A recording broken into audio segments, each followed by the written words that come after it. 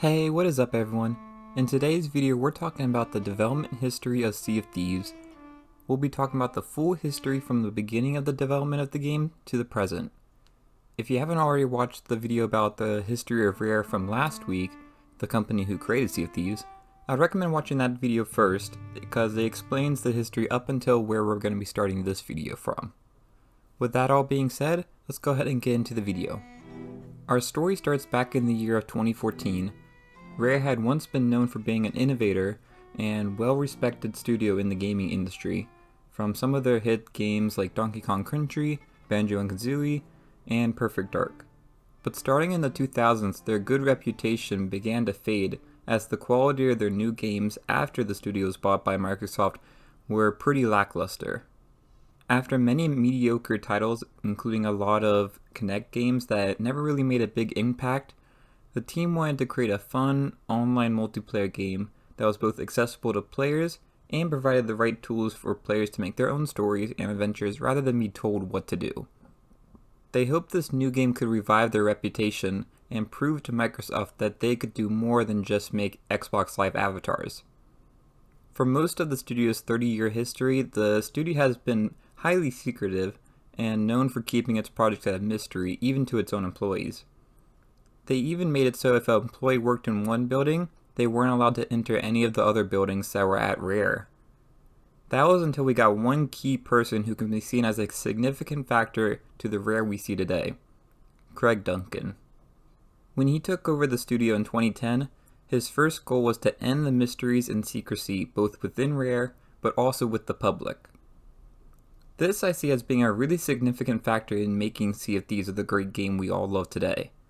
The open and transparent relationship between the community and Rare has allowed the game to grow and flourish, with the community really having a huge impact in the development of the game. The first big project following the hiring of Duncan was Rare Replay, a collection of some of Rare's best titles from the past. While most of the studios work on a Rare Replay, Duncan began forming a small team to begin figuring out what would Rare's future be. This team started looking at games such as DayZ and EVE Online, and they wanted to create a game with a shared world where players could interact with each other and make their own stories. It was important to them to create a game that had a low barrier to entry, meaning it was easy for new players to hop in and start having fun quickly. And they wanted the game to have a wide audience appeal. I think this is why in Sea of Thieves we only see progression in the form of cosmetics and not for any skills or abilities. This makes someone playing since day one and someone just starting out both on an even playing field. The game relies more on your personal skills and how well you understand the mechanics of the game, rather than unlocking some advantage like a damage multiplier or a special weapon. Personally, I really like this approach, and I think it makes the game a lot more fair. So the team knew what game they wanted to make, but they just couldn't figure out a theme. They explored ideas such as deep space adventures, which I guess you could kind of say it turned out to be Starfield in the future, vampires, and dinosaur islands. None of these felt right though. That's when they came with the idea of pirates. At the time, there was no real competition in the pirate game market. Back then, the biggest competitor would probably have been Assassin's Creed Black Flag, which had come out a little before this. Now in present day, there's a lot more competition in this area due to the success of Sea of Thieves. The pirate theme fit perfectly for what they wanted to accomplish in making a game that allowed players to do whatever they wanted. They looked towards properties such as Pirates of the Caribbean and The Goonies, which I think can be seen a lot in the game, even before Pirates of the Caribbean would eventually end up actually being part of the game. With an idea in mind, next was to create a prototype to test it out. It took only 5 months for only 5 engineers and a few designers to build a prototype, which they called Athena. The game was very crude looking, but the major concepts they wanted to show were there. This prototype allowed a group of 4 players to sail a ship, explore uncharted islands, and fight off other pirates before bringing their loot back to sell. This prototype, while very crude, was very close to what we initially got when the game released to the public. The prototype wasn't great looking. It actually looked pretty similar to something say like VeggieTales rather than what we see in the game today. My favorite part of the prototype though must be the gray blobs used as playable characters. I kind of wish you could make your pirate look like this. It'd be hilarious to me. You can see a reference to these gray blobs in the game through a figurehead called the figurehead of the first crew. It's a very expensive figurehead that I've been debating whether or not to buy with gold. Maybe I'll do it one day, we'll see. This prototype was shown to the heads of Xbox. Included with that is Phil Spencer, who greenlit the development of the project. Something interesting about Sea of Thieves development is that the prototype was actually created in Unity, but they didn't like the way it looked visually, so they decided to change to Unreal Engine when the project was greenlit. And if you don't know, Unreal Engine has been used in tons of games that you're familiar with.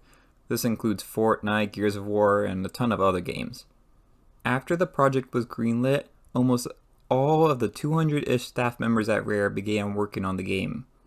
It was truly a group effort, and you could tell the team was really excited to work on an actual game after almost a decade of making Kinect games.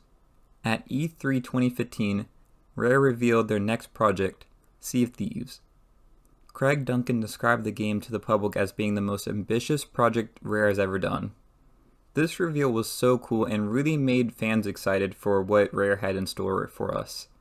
Everything from the music to the environment and then seeing the ship with everyone working together is just amazing to see. There wasn't much news released until 2016. This is when Rare started the Insider program, where they had players start testing builds of the game leading up to the release. At E3 of that year, Rare released another trailer. This was a cinematic one, so not a gameplay one, but it looks really cool. But what I found crazy about it was all the hints to future content they had in it. So let's go ahead and actually watch it, and then I'm going to point out some stuff that I saw in it. Keep in mind the stuff I'm talking about wouldn't come out for like 3+ years after, which is crazy to think about. They had these plans for the game ready all the way back from the start. Alright, let's go ahead and take a look at the E3 2016 cinematic trailer and see what we can point out.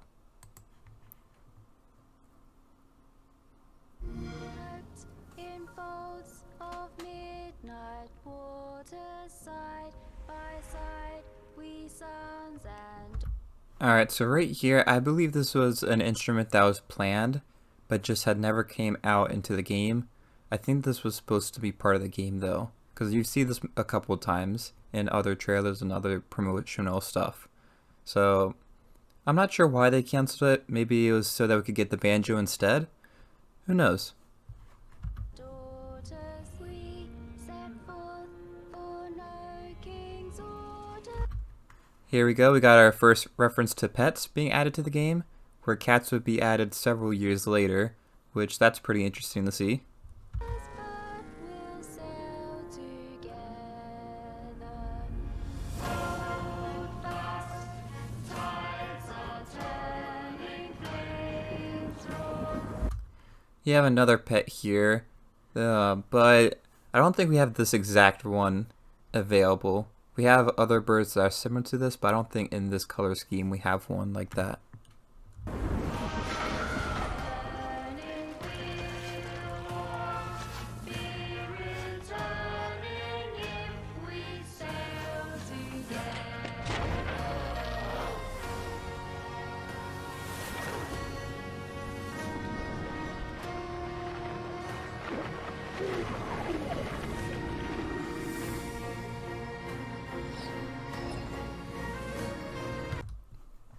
Alright, so right here we have sirens, which didn't get added until 2021 of the game.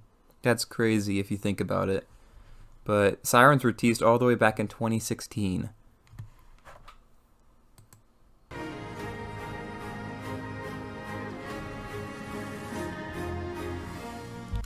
Alright, right here, you may not have noticed this when you first saw this trailer, but this is definitely the Gold Hoarder's skull from the Shores of Gold Tall Tale, which would be released a year after the game had launched in the anniversary update, which we'll talk about later in this video.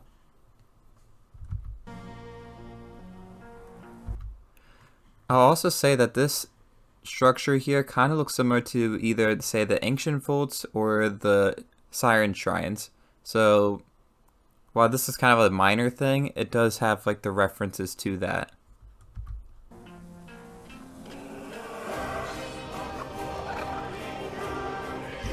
Alright, right here we got Flameheart, which he wouldn't really become a big character until the Heart of Fire Tall Tale. And then afterwards we had other world events with him inside of it. So that's another one of those things that was more than a year after the game launched. And the game launched in 2018. This is 2016. Maybe I'm the only one that finds this interesting, but I find it crazy to see like how much stuff is packed into this trailer that back then we didn't know was going to be part of the game. We just thought it was going to, be random stuff to look cool.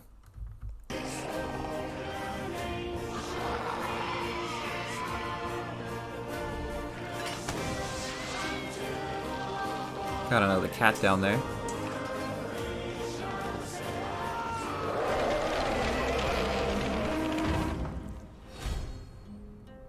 Alright, and there we go, y'all. That's the cinematic trailer. Let me know if you spotted anything that I might have missed that was not at launch, but came later. Let's get back to the rest of the video.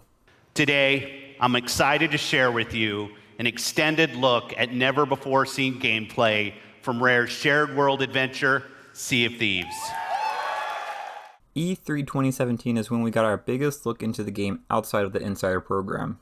Rare showed off a 9-minute gameplay video, which I think was a great look into the game. The game was originally set to release in 2017, but was later pushed back to March of 2018.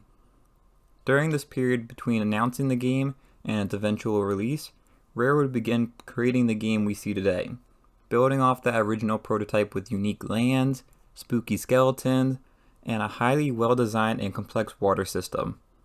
Fun fact, Rare offered their water technology to PUBG, which had a close partnership with Microsoft at the time. But the code was so complex and so intricate that they couldn't implement it without basically recreating the whole game from scratch. So much work went into making the world of Sea of Thieves feel right. They wanted to make this pirate world an immersive and explorable place that you could just get lost in and live another life. They even went as far as to prevent players from making their own characters due to a fear players would make something that wouldn't fit in the game world. They ended up making the Infinite Pirate Generator, which while I know many players don't like this, I have come to really like this about the game. No player looks the same, and I feel I can connect more with my pirate than I would with just any character in the game, due to mine being unique and one of a kind. Around this same time, the team went and started working on the visual style of the game, and they came up with a really unique look, and it's basically like hand-painted textures. They did this with the goal of having the game appear timeless and joyful. Sea of Thieves was really important for Xbox and its future. The year leading up to Sea of Thieves launch, Xbox had been experimenting with the game subscription service called Xbox Game Pass. This let subscribers pay a certain amount of money each month in return for access to play a wide variety of games on the service, similar to something like Netflix, but for games. Up until this point, many developers wouldn't allow their games on the platform due to fear of it devaluing their game. But Xbox, still believing that their idea would work, convinced them to test the service out with putting their older titles on that for the most part stopped earning them significant revenue, where the risk would be so low that it wouldn't really matter. Many developers agreed, and what they found is engagement surpassed even their most hopeful estimates. It was with this that Xbox pushed forward with their experiment and used Sea of Thieves as a way to test it. Sea of Thieves would be the first game released on Game Pass on launch day, which, keep in mind, this was revolutionary at the time. Nowadays we are kind of used to, we got Halo launching on Game Pass day one, Forza launching on Game Pass day one, but Sea of Thieves was the first one to do this, and if it wasn't for Sea of Thieves being successful, none of that would have ever happened. This really set Xbox apart from, say, PlayStation and Nintendo, who were still charging $60 on new games when they released. Even today, they're still doing that. Craig Duncan had said in an interview that when he talked to Phil Spencer, the head of Xbox, he asked him a question. If every single person plays Sea of Thieves on Game Pass and we don't ever sell a single copy, are you kind of cool with that? And Spencer replied, absolutely. Without jumping too far ahead in our story, let's just say this was a big success and Sea of Thieves proved that Game Pass could be successful. Sea of Thieves became a turning point in Xbox's focus and has shaped the direction the company is heading in now. Before, it was a whole war between console sales and having the best exclusives, whereas now Xbox's focus is selling Game Pass and getting you into a subscription service. They're not really in the console wars anymore. Yes, they're always going to keep making new hardware, but that's not really their focus anymore. And that is partially due to Sea of Thieves being a success day one launch on Game Pass. As we approached the launch of the game, we saw many cool and intricate mechanics added with sailing and fighting. Stuff we take for granted as being basic today took 4 years of work to create. The game then features skeleton forts and the Kraken, along with 3 types of voyages and many islands to explore. Despite all of this great stuff, when the game released in 2018, it was met with lukewarm success. Many players said that the game lacked content and didn't have much to do. It's hard to understand that now, but if you were to play back at launch, you may remember what it was like. At launch, players could choose from one of 3 trading companies: the Gold Hoarders, the Order of Souls, and the Merchants Alliance. We also had Athena's Fortune, but obviously you would have to get the Pirate Legend for that, and you couldn't play that at launch. So each of these main 3 trading companies only had one voyage type. A big problem with these is as you progress, it didn't feel like the game was progressing with you. You would think being a higher level player would result in you earning better types of chest or harder enemies to fight, but no. The voyages you get at level 1 are basically the same as you got at level 50. This frustrated players who found this too repetitive and stale. Launch Sea of Thieves only had 2 world events: the Kraken, which at launch was a lot harder than it is now, and Skeleton Forts, which, let me tell you, back in the day, these were awesome. If you saw a fort active, it was a definite yes from everyone to go for it. Not only because it was fun, and it was a great spot for PvP, but the loot actually helped you level up. It was the best way to earn gold back then. Remember, back then we didn't have alliance flags, so you were truly alone, and you had to fight everyone off. There was no, hey, let's do an alliance server. Oh, hey, let's work together to do this fort.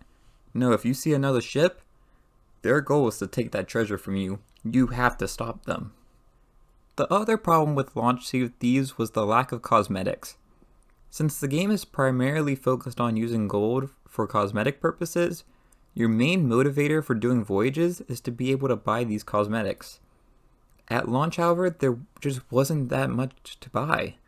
Along with that, basically every cosmetic was super expensive, meaning it would take a really long time to buy anything. Just buying a sail for your ship was like a really hard process to do. The best way I could have you picture it now is imagine buying any of the Dark Adventurer stuff. That's how it was just for the basic Outpost stuff back in the day. At launch, the world of Sea of Thieves had 3 distinct regions to explore: the Shores of Plenty, the Wilds, and the Ancient Isles. Rare nailed the actual world of Sea of Thieves, but what to do in that world is where Rare struggled. I think the game may have launched a bit too early, and they should have waited till the game had a bit more to offer before releasing it to the public. Next, we're going to talk about everything that has happened so far post-launch up until the end of 2021, which is getting close to 5 years after the launch of the game. So going back to year 1 of Sea of Thieves, the game launched in early March of 2018. We didn't see any major updates until May 15th of that year, with the ability to choose open or closed crew.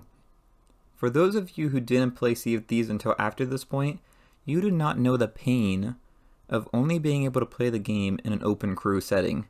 If you wanted a solo sloop, you couldn't do that. Everyone that has watched me for a while has known that I solo sloop a lot, and I'll go out and just have my own little adventures, and I'm cool with that. You couldn't do that at launch. You had to play with other people, or you had to get someone to fill in that spot. This update was very necessary, as before it was used to be really difficult to get your friends into the game unless you both got on at the exact same time. Later that month, on May 28th, we got our first big content update with the Hungering Deep campaign. This update added the Bilge Rats, Megalodons, and Drums. It was also accompanied by a campaign that tasked players with hunting down the Megalodon. This update also had some cool additions such as the speaking trumpet, which allowed you to talk far away to players that might be too far for you to use voice chat just normally. This was really good, say if you're in a ship battle, you could yell across the ocean at someone. We also got flags, tattoos, and scars, which were all great for adding more cosmetics to buy. This was a great update and added some really cool stuff for players to play with. This is what I think the game should have launched with though. I think this update truly helped complete the game, and may have gotten better reviews with it launching 2 months later with this content at the start. We wouldn't see another big update for the game until 2 months later with Cursed Sails released on July 30th. This brought with it cursed cannonballs along with skeleton ships and another campaign. This update also brought with it alliance flags and price cuts for outpost cosmetics. Now let's talk about the problem with these two updates. First, they had a really long time in between updates, making the game feel really stale. In between these content updates, they had challenges called Build Rat Adventures, which I never really found that fun. It was mostly just like a quick thing to keep players busy. The second and the biggest problem, for me at least, was that the campaigns, which were the main part of the update, had exclusive rewards tied to them, and you needed a full crew to do these campaigns. They were too hard to do solo, or even as a duo was difficult. Some you couldn't even do at all without a full crew. This is what really ruined the game for me as someone who, both back then and now, primarily played solo. So not being able to participate in the big content update made playing less and less enjoyable over time, and I was missing out on cosmetics that I wanted to earn. Even in concept, I'm not a big fan of these campaigns. After the campaign is over, all that content is gone, and you just can't do it anymore. If you want to do the Hunger and Deep campaign, you can't do that anymore. For a game whose main criticism at the time was not having enough to do, it made no sense to me to have content that would go away after a short period of time. I think Rare realized that this didn't make sense either, as after this they stopped doing campaigns in favor of more world events and tall tales.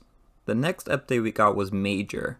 The Forsaken Shores update was released on September 26th and brought with it a whole new region to the world. The Devil's Roar was introduced in this update along with rowboats and sea post. This update was huge at the time, but now it seems players don't really care about this area of the map. Rowboats, however, were an amazing addition, which has really enabled some fun moments in the game. Next, on November 27th, we got Shrouded Spoils, which brought something really revolutionary. Fog. I'm just kidding with y'all. This update was kind of small, but it did do some cool things such as buffing the Kraken and Megalodon, along with the ability to customize the wheel, cannon, and capstan on your ship, which that's probably my favorite part of this update. Moving on to year 2 of Sea of Thieves with the anniversary update released on April 29th, which is actually a month after the anniversary actually happened. This update was massive, and to this day, I don't think we've had another update that's changed the game so fundamentally as this one did. Let's talk about everything we got in this update. We got all the Shores of Gold Tall Tales, so that's 10 different missions, voyages, whatever you want to think of it. It was basically a whole campaign added to the game. We got the arena, which at the time was really awesome and actually had people doing it. Now arena's kind of dead, which really sucks because I think it's actually a pretty good game mode when people are playing it. We also got the Hunter's Call trading company, which brought with it fishing and cooking. That has really changed the game because cooking has allowed us to kind of get an advantage if you put the effort in to get cooked food. But they also brought with it the harpoon gun, which is kind of like something you didn't think about, but it's kind of hard to live without the harpoon gun now. It's crazy how much they packed into one update. However, I feel like it would have been better to just spread this content out more. Between November of 2018 and April of 2019, we really didn't get much of any content due to Rare working on everything for this anniversary update. I remember dropping off from the game during this time and returning with the release of the anniversary update. It just seems like an odd choice to me. The only reason I could see them doing this is to have a big PR push so that they could try to get people that may have lost interest in the game and bring them back. But the thing was, I feel like in this time period, I was one of those people that dropped off the game. We got some small additions throughout the summer, but nothing too major until September 10th with Smuggler's Fortune update, adding the Pirate Emporium and pets, along with the Black Market. Alright, next we're going to be talking about one of my favorite updates to come to the game, and that was on October 15th with the addition of the Fort of the Dam. This fort was super unique and was the first world event that players could start whenever they wanted. I loved this fort. It requires you to fight in a unique way using lanterns to make the skeletons vulnerable. This place was also amazing for PvP, both then and still now. I've had some of my best moments in the game here, and it's definitely one of my favorite updates. Other notable additions in this update was that now skeleton captains could randomly spawn on islands, and we have the banjo, which is one of my favorite instruments in the game. A month later, on November 19th, we got a new tall tale, the Seabound Soul, which compared to the previous tall tales was a lot more cinematic and easier to follow.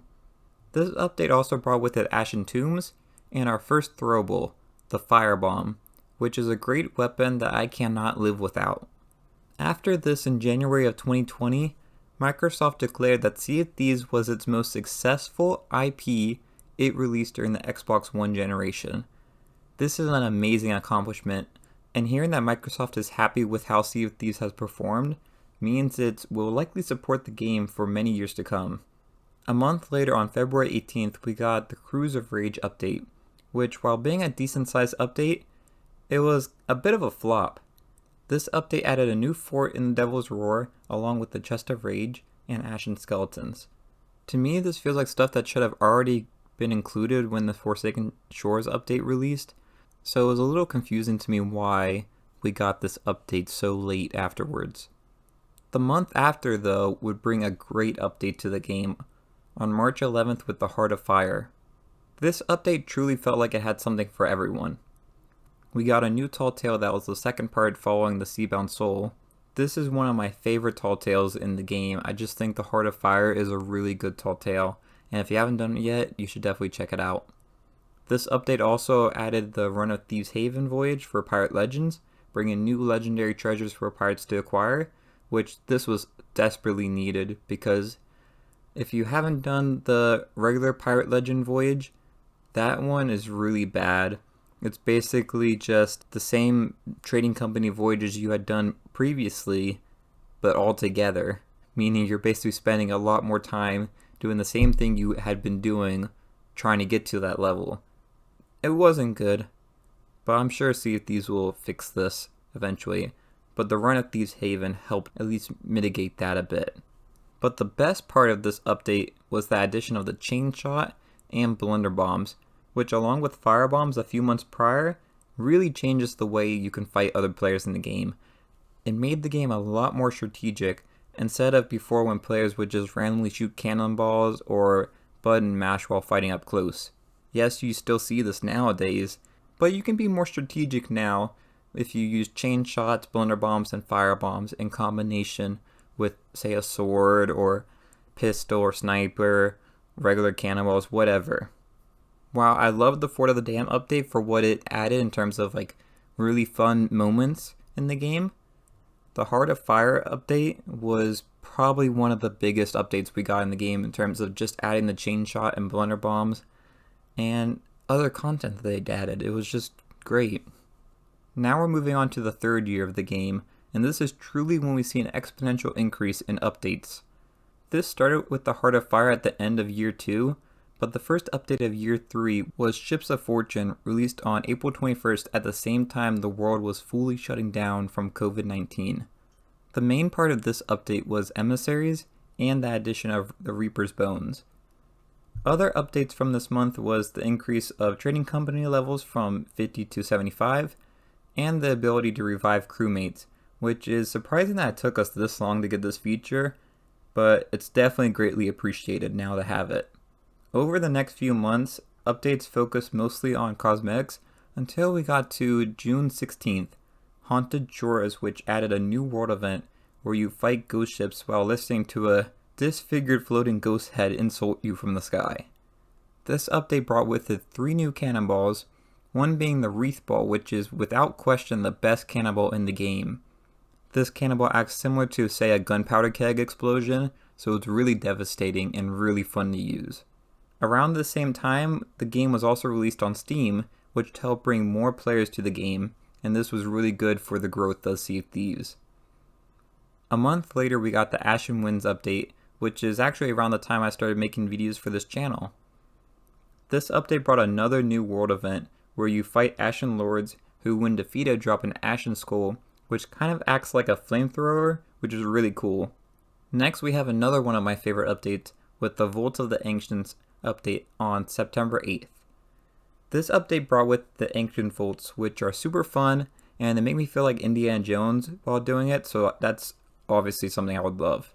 Updates after this slowed down until December 2nd, Rare announced that Sea of Thieves was changing its update strategy to a seasonal approach, featuring a season pass and new events throughout the season. This is similar to games like Fortnite and Apex and even Halo now. Season 1 of Sea of Thieves released on January 27th and brought with it new Lost Shipment voyages, free and premium season passes, and a whole new system for challenges that level you up through the season pass. Next, moving on to Season 2, this marks the start of Year 4 of the game and came 3 months after Season 1 on April 14th and brought with it a new fort called the Fort of Fortune, along with merchant trade routes. This update was a bit underwhelming for players, but Rare had something planned for the season following that would blow everyone away. At E3 2021, Rare announced that Season 3 would be focused on 5 new tall tales based off the Pirates of the Caribbean. Rare approached Disney with the idea of bringing Pirates of the Caribbean to Sea of Thieves, who happily agreed. They kept the whole thing secret up until the announcement at E3. Even the insiders didn't know about this. It was truly an amazing surprise for everyone. This update was major and it brought in 4.8 million players in the month of June, and it was a big win for the game. It also brought with it 3 new types of enemies and a brand new weapon in the form of the Trident of Dark Tides. This update also had a new portal system that let you sail your ship to new worlds, which I really hope they use more in the future. Following that, Season 4 came at a time when the hype from the Pirates of the Caribbean update had died down and players were looking for something new to do. Because while the tall tales were really great, not much was added to the main game in terms of content. Yes, we had new enemies to fight, and we had the Trident, but that was kind of it. On September 22nd, we got to explore the Sunken Kingdom, which let us explore new underwater shrines and fight in siren treasuries. This was by far my favorite season of the year. While I love Season 3 and the Pirates of the Caribbean update, Season 4 brought with it something so new and fresh, but it was also just really fun to replay, and I found myself going back over and over again to redo the treasuries, and the shrines were just really fun to explore and had such a unique atmosphere to it. Finally, we reached Season 5 of Sea of Thieves, released in December of 2021. This brought with it some really cool mechanics to make role-playing even better in the game. We can bury our own treasure and make our own maps, shoot fireworks and flares in the sky, sit down in places all over the Sea of Thieves world, including in the taverns, and go to sleep like we're in Minecraft. We even got dice emotes that let us play basically any game that we can come up with. These last 3 seasons of 2021 were amazing, and I'm so excited to see what Sea of Thieves has planned for us next. The development history of Sea of Thieves is fascinating to me. It's a game that steadily rose from lukewarm launch to a game that millions of people love. The game we see today has changed so much from what we saw back with the prototype in 2014. This game has had so much love and effort put into it by Rare. Many say Sea of Thieves was the game that saved Rare. While I don't know if that's true, I would definitely say it repaired the reputation of Rare to the public. The game has amassed over 25 million players and has won 5 awards. Before Sea of Thieves released, Rare had said they planned to support the game for 10 years.